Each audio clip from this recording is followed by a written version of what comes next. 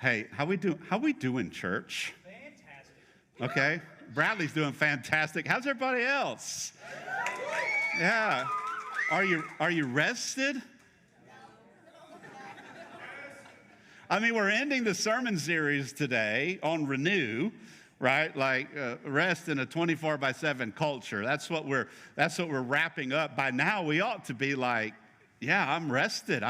I feel this renewal that's happening in my life, but we're not. I think because of what the Lord wanted me to share with you is we're listening to the noise. And so what I'm hoping today is that you can sense some peace as I deliver this message, because you'll struggle to find rest or renewal in this world when you are continuing to listen to the fray and the noise of life. We've got to get good at turning off the static.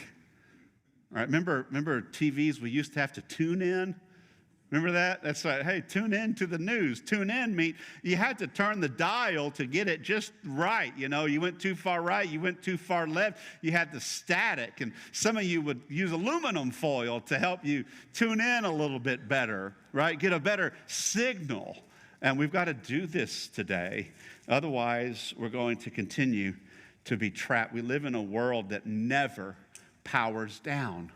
It used to.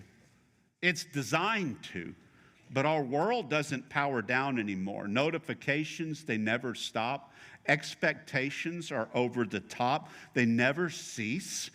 There is someone in your inner circle whose expectations you are failing on a routine basis. Just, okay, deal with that. What's more important, meeting someone else's expectations? Are you renewing your soul, your body, your spirit? Are the expectations even realistic? Are your expectations realistic? Is it time for us to dial back some things and tune into the Lord and go, I've been listening to this fray. I don't have peace in my life. Listen, the pace of life that we live, it keeps accelerating, hear me, to somewhere you don't want to go. And you're going faster and faster and faster to a location that isn't a place that's marked for you. We begin to believe that stopping is weakness. Oh man, I remember my younger years, my teenage years and young adult years, and my parents sometimes would see me on this train going in this direction that wasn't healthy for me, and they just wanted me to stop. Come on, somebody, you with me? Right? Like, can we just stop going this way? Because stopping is critical to course change into direction. Stopping is not laziness. Stopping often is the first step to redirection. And if you're being renewed, the goal is not to go back to where we were. It's to find new sense of purpose. And so we stop so that we can adjust. And then through our renewal, our rest, we're redirected. The truth is many of you are running on empty. You are running on empty. Empty. And you're wondering why. You have no energies remaining. At the end of the day, I don't want to go to the church event or my small group, or I don't want to connect with anybody outside of church. I've depleted all my energy. We're on empty. Studies show that over 70% of adults report feeling overwhelmed or burned out regularly. 70% of us, by studies, show that we're overwhelmed or we're burnt out regularly. And nearly 1 in 3 are chronically sleep deprived. Chronic sleep deprivation.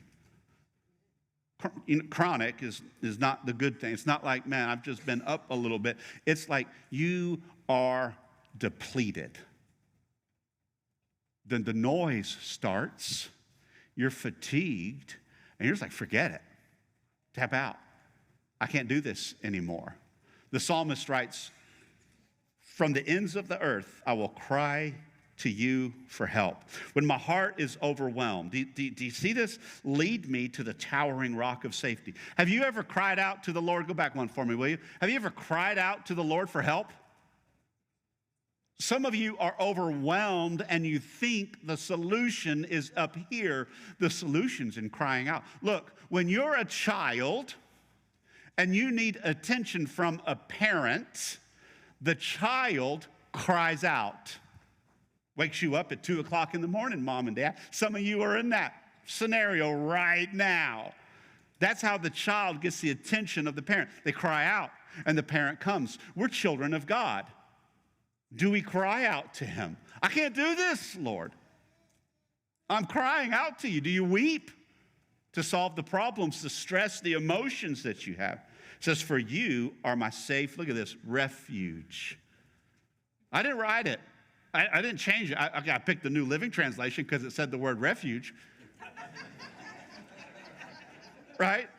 The NIV doesn't say it. If you're in the NIV, which I normally preach from because it's kind of middle range, right? It doesn't say that. But you are my safe refuge, a fortress where my enemies cannot reach me.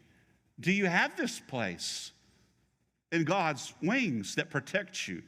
That's where you go to rest and find renewal. Can you even relate to this?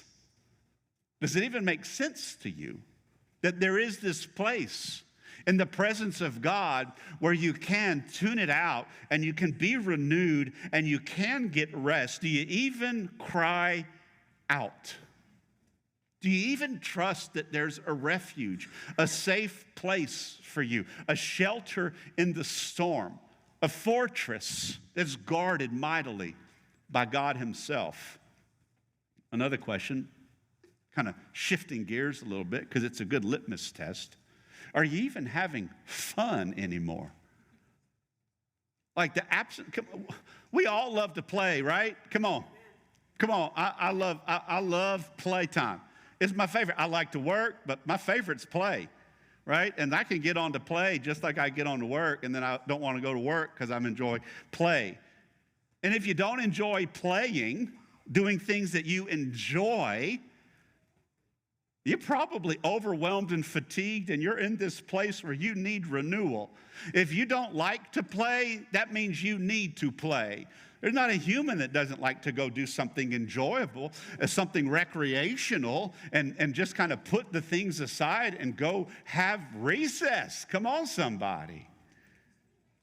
You lack joy. You're allowing the world to weigh you down. Yes, it's heavy. I go through tough situations, but I still have joy of the Lord in the midst of it. My joy goes, Lord, you've got this. As I cry out to you, I'm overwhelmed by this. I need some rest.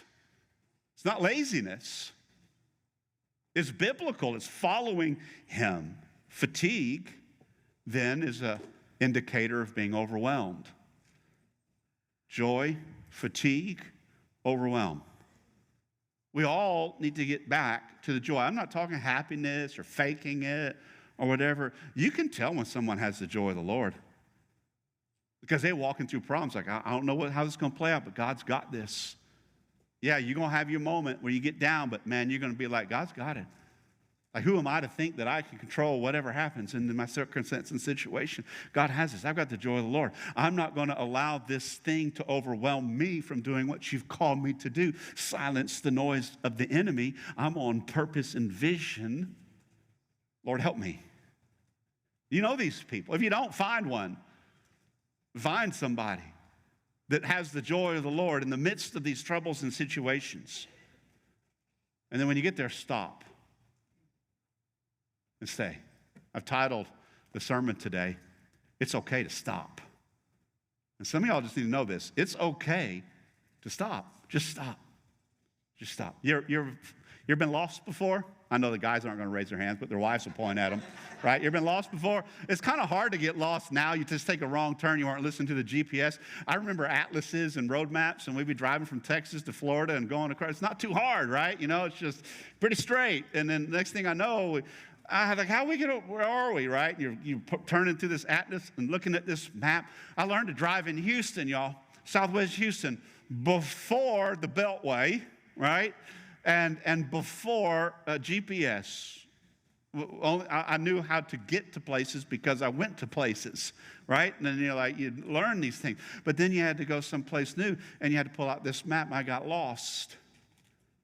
And when we get lost, what we know, it's best to stop because you're just getting more lost. Some of you are so fatigued and overwhelmed, but you won't stop. It's okay to stop. Constant stress is now linked to heart disease, anxiety disorders. We have more anxiety today than ever, and a weakened immune system. Look, your mental health impacts your physical health. You see this? Like the things that you are stressing and worrying over because you're overwhelmed and you're fatigued and you're going. Look, the world is demanding this of us. It's impacting our physical health. We're not the healthiest people on the planet, y'all. You know this, right? Like we struggle with health, and our health care is not that good. I mean, it's just like it treats things. It's not preventative. Like take some of the garbage off the shelves, right? Like start reading some labels and you'll see that our bodies are paying a price for our mental fatigue. We just go right along with it. Not only is it okay to stop, it's biblical. I think we've learned that this month. It's necessary. It's holy. Like next time you're just sitting there doing nothing and your spouse comes up and like, what are you doing? When are you going to start this thing? I'm taking a holy break, right? Pastor Steve said to stop. I'm stopping. How long are you going to stop? I don't know, till the Lord tells me to do otherwise. Get behind me, Satan. Did you just call me Satan? No. Today, we're gonna look at why stopping matters. It really matters, church. And we all have to do this. Number one, I want you to see, you've got to build daily moments of pause. Like stopping isn't, I'll stop on my vacation next summer because we already did it. We have to build these daily pauses. We have to stop daily. Often we call it quiet time, right? It's a stop. You do that. Most of you don't need a week off. You just need moments of stillness in every day. It's a breath. It's a timeout. Imagine if we adopted, come on somebody, the Spanish culture of siestas. Anybody want to sign up for that? Man, I'm sign me up, right? Like some places, some countries you go to with this that practice siestas, they like close things up in the middle of the afternoon for a little bit. I'm like, what? That's amazing. We'd stop going for the caffeine at 2:30 in the afternoon, just take a nap. Like, I'm like, close it up. What are we doing? Oh, siesta. I think maybe we started at Refuge Church, right? Just come on in. We'll turn the air conditioner on in the afternoon. We'll roll out kindergarten mats. We'll take naps. And just say, hey, I'm being holy and biblical. More realistic, though, what if you just took a walk in the middle of your day? What if you just said, I'm going to get away from my desk for a moment? What if you said, I'm going to separate myself from my phone? What would that do? That's hard for me. Man, these point to me. What would that change? Some of you just need to start by having dinner at your living room or dining room table, right? Just sit there as a family. When you're like, man, it's not a lot of people in our house. Kids have grown up. Well, you got a spouse. Maybe you're single. Invite some friends over, right? What is it that you can do that will cause you to stop, to pause every day, and just say, "What are you doing? Nothing. I'm not going to do anything right now for a few minutes. I'm going to clear my mind." If you're always going, you'll always struggle to stop. Things in motion stay in motion, and if you don't put effort to stop them, if you don't put effort to stop you, you're just going to stay in motion. Look at the psalmist writes in 46:10. It says, "Be still, be still, be still, and know that I am God." What if you prioritized stillness over activity? What if you said, God, I'm so grateful that you continue working even when I stop? Maybe that's where I talked about in the past, the problems that solve themselves when you're pausing. Have you ever done that? You're like, man, I'm really waiting for this email. I need this data. I need this information to be able to move forward. You know what? I'm going to step away for a minute. I'm going to pause. I'm going to take a walk. I'm going to pray. Sometimes I look out my window and I see staff members, right, just walking the tree line. And I go, they're either angry or spending time with the Lord, right? You know? And then you come back in or you get back to, and man, the solution's already there, already done. I love when those things happen. It's just laying down the task. Like as much as I love working, you all know it's no secret, I also enjoy stepping away. The old work hard, play hard, right? I love to work hard, but I also love to turn it off and go, you know what? Let's take a break. Let's go have some fun. Let's enjoy being together. I sometimes get stuck playing. I've been known to do things that I enjoy late at night. I remember a day, I'm weird. I like to paint, right? Not like pictures, but like walls and houses and things like this, right? And I remember, maybe because we just shared the story with some friends on Friday, and I remember a time Stacy and I were in Seabrook, and we were talking about painting our ceiling, right? And I was like, 9 o'clock at night, I said, I think I'm done, right? And I get out, and I go in there, and I start punching the paint can.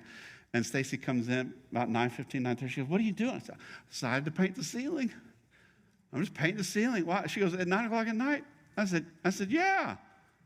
It was a pause. It was a break for me. I'm crazy like this, right? These are the things I do that I enjoy. Come on. Get something in your mind, and you get to go do it. And you're like, man, there's no obstruction. Like, kids are in bed. It's quiet. I don't have an early morning appointment. Like, come on, life is good. You gotta lay down some of the things that you need to do so that you can do some things that you want to do. I think of Luke sharing with Mary and Martha. He talks about this. Mary is sitting with Jesus, and Martha, come on, she's staying busy. Look, the story, you'll see it in Luke 10. It says, as Jesus and his disciples, I'm starting in 38, I know it says 39. It says, as Jesus and his disciples were on their way home, he came to a village where a woman named Martha opened her home to him. All right, you imagine that? You imagine Jesus walking up into your house today? What would you do, you know, if Jesus was coming over or knocked on the door and just popped in? She had a sister called Mary who sat at the Lord's feet listening to what he said, but Martha was distracted by all the preparations that had to be made. She came to him and asked, Lord, don't you care that my sister has left me to do the work by myself? Tell her to help me. You ever been there? Martha, Martha, the Lord answered, you're worried and upset about many things, but few things are needed, or indeed only one. Mary has chosen what is better, and it will not be taken away from her. Come on. Who of you are the Marys? Who are you are the Marys? Like, the people are the most important. Stacy, raise your hand. You are a people person, right? Anybody else? Come on. It's 50-50. You all going to raise your hand at one point, this right here in this scenario. Which of you are Marys where the people are the most important? Okay, which of you are the Marthas where the tasks are the most important? Wow, look at this. And most of y'all, you don't know who you are. Like, you got problems. I'm the task guy. I'd have been in trouble on this day. I probably would. Jesus would have come up and have said, hey, can you help me? Can you finish this? Can you take this broom and help me finish sweeping this dirt floor before you come in? Right? Like, I'd ask him to do, I'm a task guy. You ever been to my house? I just like doing little things. I'm a task person. And Stacy's like, put the task down and be with the people. And I struggle. And apparently most of you do too. Right? Like, come on, we get stuck in this place. Like, Jesus commanded Mary, not because she was unproductive, but because she chose presence over pressure. What do we choose, church? The Marys here, you're used to pausing. Stacy has no problem pausing. She's good at this. I'm not so much. The Marthas, come on, let's, one more thing. And then the opportunity to pause, to stop has moved along. You got to see, friends, it's okay to stop. It's okay to pause daily. It's about creating these small, intentional times and spaces where you can spend time with the Lord and stop the noise. Even 10 to 15 minutes break in the middle of the afternoon, whenever the Lord prompts you to. Whatever you're doing, whether you're working or whether you're retired, we all need breaks to spend with God. The world trains us to rush, but God invites us what? To be still. And I don't know about you, but you can't rush and be still at the same time. I'd like to. What movie is that, Stacy, that we go up to Big Ben and like, come on, National Lampoon's Vacation, right? Come on, man. That's Chevy Chase, right? They get up there, they get up finally, they get up there and like, yep. Okay, let's go, right? That's me. I'm like, oh, wow, neat. Take me to these tourist places. I'm, oh, cool. What's next, right? Instead of soaking it up, I just like, let's roll through. Number 2, you got to set boundaries with technology. You got to. Technology is one of the biggest reasons we struggle to stop. Our phones keep us constantly connected, constantly available. They're computers in our pockets. Some of us, I don't know, most, half, I don't know. We remember living without even computers? We didn't even have them. Now they're in our pockets. They're available. We're distracted. My mom sent me this graphic this week. Take a look at this picture that's on the screen. It says, does anyone still use a physical calendar and actually write plans on the dates? And I was like, I don't. Some of y'all do? You right? You have paper cap. We're the paper people. Now y'all are raising hands. You're proud now. I'm a paper person. Get behind me, technology. How many people are technology, like electronic calendars and all this stuff? Come on, there's got to be more than that, man. I'm with this group. Like Stacy and I manage 26 calendars on our thing. How do you do this? Those little bitty squares aren't enough. I have a monitor in my office that sits to the side just for the calendar, and I have to maximize it because there's so many tasks on every day. Come on, church, we have to stop and get away from it. All you paper people, right? You just aren't writing everything down, right? Our world is so busy, and then you have to erase it when it moves and things like this. I don't know how you do it, but we have to silence it however you do it. You carry around a trapper keeper, with a pencil pocket, right? And that's what, come to your meeting with your 3-ring binder. Let me put it on my calendar. Oh, no, I'm not making fun of you. I'm just making fun of you. Yeah, you are. I am making fun of you. It's fun. It's fun. Yeah. Lord, forgive me. Church, we're busy. The distraction comes in newfound ways, and today in 2026, it's technology. Look at 1 Corinthians 10:23. I have the right to do anything, you say. It's true. But not everything is beneficial. I have the right to do anything, but not everything is constructive. Not everything is beneficial. Not everything is constructive. Look, there's things on your paper or your electronic calendar, the technologies that are pushing against us. Just because I can do it doesn't mean I should do it. You hear me? Like, we've got to push some of those noisy things aside and go, this isn't beneficial. Paul's teaching here to the church in Corinth, and they're learning that, look, hey, sometimes boundaries, hear me, people, boundaries are more important than busy. Sometimes saying no and keeping the boundary up and saying, no, I can't do that, or rescheduling something, it's more important to be able to rest. Turn off the electronics and exist together. You ever done that? You ever gone to dinner with somebody or got friends around and said, let's put our phones in a basket or put them in the center of the table, and you put them in the center of the table and you look at each other like, now what do we do? Right? Have you ever sat there and maybe you've gone to lunch with one person and it's just you and one person, and then that person goes, excuse me, I need to go use the restroom, and you're sitting there by yourself? And now what do I do? This is weird. Watch all the amazingly strange, odd, peculiar, awkward people that are around you, right? It's amazing. No, here's what you do. You go, oh, no, they're not here. Let me bury my face. Right? We're always into this technology. I want you to hear this. Your spouse needs you to put the technologies at bay. Guilty as charged. Your kids, they need you to put the technology at bay. Guilty as charged.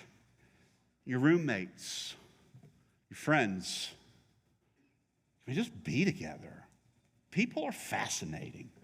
You are fascinating. All of us, uniquely made to come together to form the body of Christ. And we're allowing technologies to keep us overwhelmed and hyper-informed. When most of this stuff, here's what I have to do now. I read something on social media that piques my interest. Now I go into AI, into Perplexity, and I go, is this story real? Poof. Most of the time it's not. Not even real stuff. The Bible says, I will refuse to look at anything vile and vulgar. I hate all who deal crookedly. I'll have nothing to do with them. Church, this is what's happening to our society. Vile and vulgar materials are just pressing and pressing and pressing, and we're not pushing back, and we're not stopping, and we're not realizing, and then these problems come up. Another problem technology creates is this desire for immediacy. Some of y'all, man, you think we get the term, you're blowing up my phone. Young people are awful at this. Like there's this expectation that I have to respond immediately. Our kids, when they're younger at certain ages, they have to ask permissions for extra time on a certain app, right? And maybe it's Amazon Prime. They're watching a movie or something, and then poof, it's a 2-hour movie. But then at 1 hour, it goes off and then they go, ding, can I get another hour? Ding, can I get another hour? Ding, ding, ding, ding, ding, hour, ding, ding, ding. Right? I'm like, I read it on the first time. You're just not that important, right? You know what I'm saying? Mom and I are talking, or I'm doing this thing. I'll get to you in a minute. But aren't we the same way? We just send out this message, and then we're waiting. I see 3 bubbles. Right? I see 3 bubbles. Wait. Where'd the bubbles go? Where'd the bubbles go? What did they say? What did they say? Now they're not responding. I know they saw it. I saw the bubbles. They were typing. Now it went away. And now we're frustrated. Instead of just saying, hey, God's got all of this stuff. I'm not going to allow the technology to overwhelm me. People can wait. Look, if it better be something super, super important to require an immediate response for you. Other people's crisis is not your crisis. We have systems in place for that. It's called 911. All the treatment you can need at any given moment. If you are in true crisis, we have 811 for mental health. We have 911 for your house on fire or a kidney stone. Right? Like I'm not going to pray your kidney stone. I mean, I can, but it's there. I've had them. You know, you're going to have to pass that thing, right? Or a doctor's going to have to go in there and shatter that. I'm not going to get it for you, okay? Maybe there's emergencies they're real emergencies, and we want to be here for you, and we want your brothers and sisters to be. But some of y'all are super offended by the way that the church body responds in your crisis. It's not how it's supposed to work, y'all. Everybody can say, "Hey, I'm doing something." Just because it's available 24/7 doesn't mean you have to be. Recently, my family, me and Stacy and Liz, we went and we joined this EOS Fitness, right, across the street from Planet Fitness. And we went in and we got our tour and, got all validated to when they open in July. And we're all excited. And Lizzie has a personal trainer. And she's super excited about all this stuff. And come August, when we get everything rolling, we're gonna be all up in that place. And Lizzie goes, what are your hours? When are y'all open? Because she wants to know when she can come. And the girl goes, 24 hours. And she goes, whoa. So we could come at like 2 in the morning? I'm like, nope. Nope. Just because it's available doesn't mean I need to partake. Come on, somebody. Healthy boundaries might include some of these things. You get it for your phone out after there's 4 of them, right? Turning off notifications during certain hours. It's okay to be unavailable. Setting a no phone time in the evening. Hey, we're just going to put our phones down. We're going to set things aside. We're going to turn technologies off, and we're just going to be together. Maybe play an old-fashioned board game. You know what happens in the mind when you're playing board games or laughing together with your family or those people that you love or even just like? Amazing what happens. 3, keep devices out of the bedroom or keep them away or out of reach, or especially for young people. Young people do not need computers in their bedrooms. I can only imagine what I would have done as a teenager with a computer in my bedroom. And number 4, choosing intentional disconnection for spiritual focus. That's the important part. Take a picture of that. When you're stuck and life is overwhelming, here's some great things to start. And if your family's like mine, you're going to do great for a while. We're going to turn our phones off and no phone zone, and we're going to do this, and it's going to be wonderful. And then it's going to creep back in months later, and you're going to shoot, what was we supposed to do? And you can pull these up. These are great things to start and refocus, rest, and put it out. You cannot experience deep rest, renewal, if your mind is always on alert. It's hyper-focused.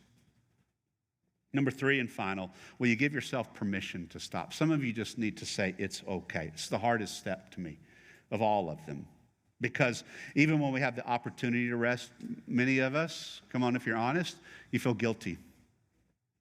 There's things to do. There's tasks to do. Or you just feel like, man, I need to complete this first. God didn't set that example. Right? Rest and renewal is part of the process. We feel like we should be doing more, fixing more, achieving more. Look, this world that is performance-driven doesn't match what the Word of God says. Everything in here is about receiving, right? Receiving God's love and serving Him. It's not performance. That you've been gifted and you have a set of skills and that God gave you that you're good at.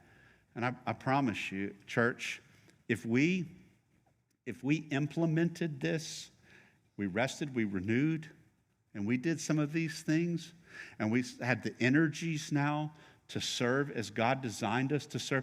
The federal government is trying to serve our country when the church is what was designed to serve our country. You imagine the impact we could make? You imagine the things that we could do with a well-rested body of Christ who was all in to serve others and to make a difference? Amazing things. Why are you constantly moving? Maybe you're constantly moving to earn more. Maybe you're hyper-focused to earn more money or to get more. I've got to work more. I've got to get ready for retirement. So I've got to work hard now so I don't have to work hard later. Newsflash, my experience doesn't work this way. You're probably going to be working hard the rest of your life.